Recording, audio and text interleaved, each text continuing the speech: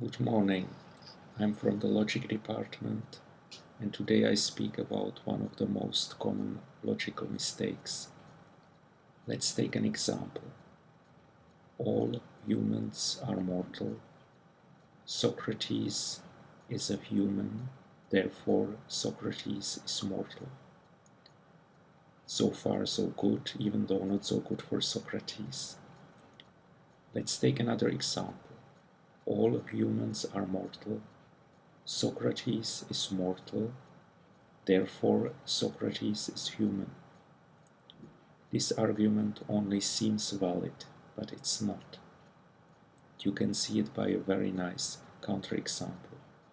All humans are mortal, Socrates is mortal, but Socrates is my dog named Socrates, and of course my dog also is mortal. To understand the structure of these arguments, the best is to draw a picture. Whenever you say that all of something is something else, you make a smaller set part of a bigger set. For example, in that case, you say all humans are included in the bigger set of all mortal beings. And of course, there are more mortal beings than humans. There are flies, lizards, trees, and so on. With this picture, you see very well why the first argument is valid and the second not. If you say Socrates is human, you put Socrates in the smaller set, and of course then he's also automatically part of the bigger set of mortal beings, so Socrates is mortal.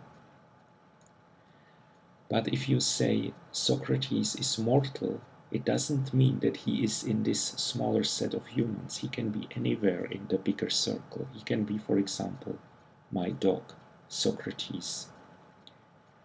Now, why is this argument relevant for us? This argument is very important because in politics, the second reasoning, the reasoning which is not valid, is very often used. And it's used to connect people with groups they actually don't want to be associated with. Let's take two examples. All communists are for state healthcare. That means the group, the set of communists, is part of the bigger set of people who are for state healthcare. Now I say Barack Obama is for state healthcare. Does this mean that Barack Obama is a communist? Not at all. It just means Barack Obama is part of the bigger circle of people who are for state healthcare. The second example from the other side. All fascists are for a big army.